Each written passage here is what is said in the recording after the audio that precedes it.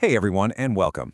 Today, we are diving into one of the coolest and, honestly, most expressive tenses in the entire Portuguese language. Think of it as the key to talking about the life you could have lived.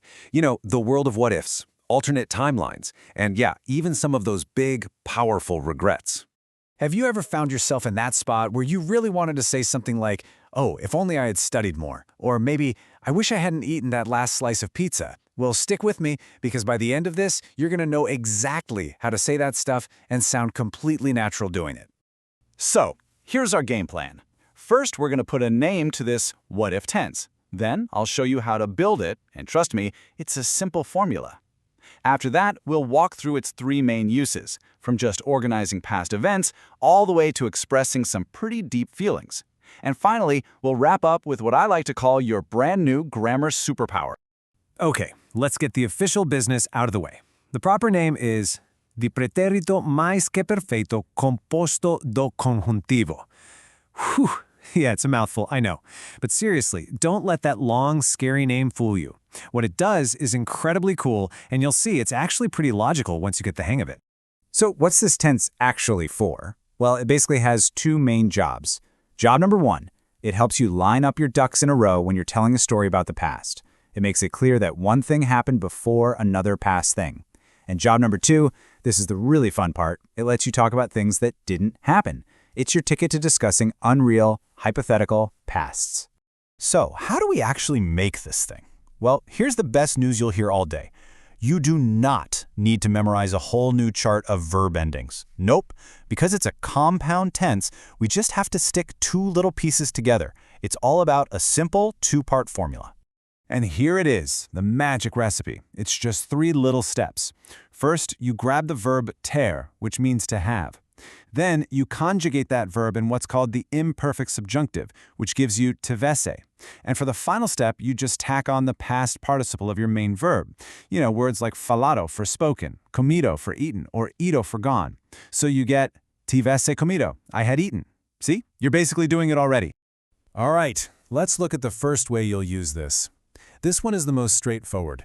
You use it to show that one thing in the past happened before another thing that also happened in the past. It's all about making the timeline of your story crystal clear.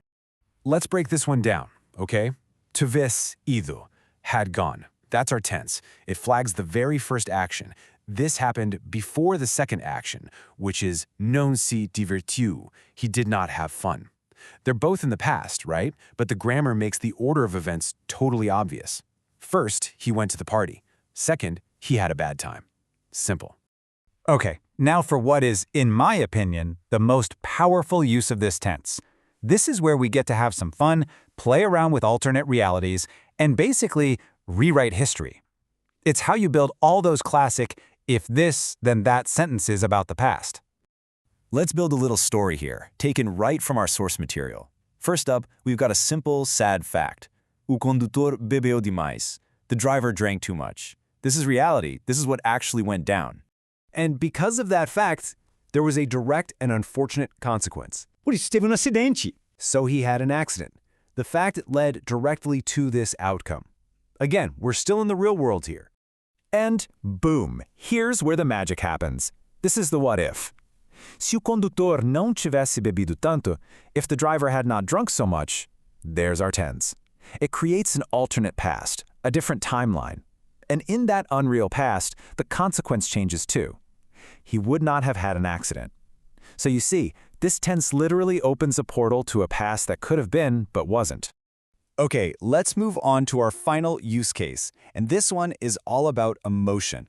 This is how you express those really strong wishes, or, let's be honest, more often those deep regrets about something that happened or didn't happen in the past. So, a key phrase, like a secret password you need to know, is quem me dera que.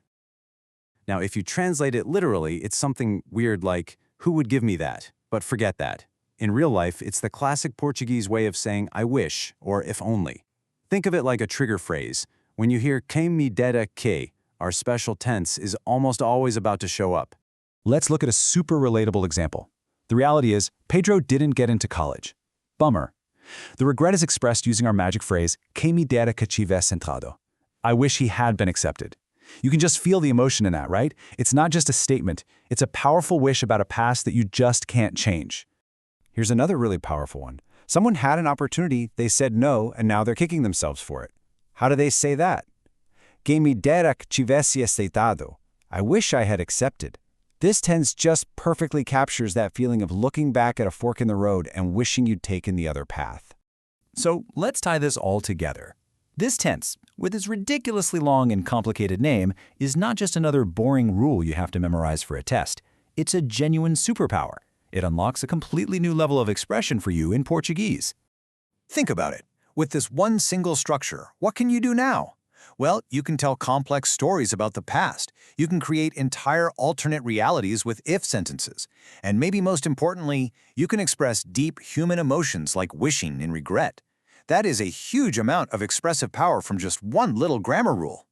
At the end of the day, the big takeaway is this. Learning this tense is about so much more than just being correct. It's about giving yourself the ability to have conversations that are more nuanced, more creative, and just more emotionally real. It's a tool for connecting with people on a much deeper level. And that just about does it. You now officially hold the keys to exploring alternate pasts in Portuguese. So I'll just leave you with this one question. What's the very first what if you're gonna say? Se eu tivesse. If I had, what? Go on, finish the sentence. You've got the tools to do it now. Thanks for hanging out with me.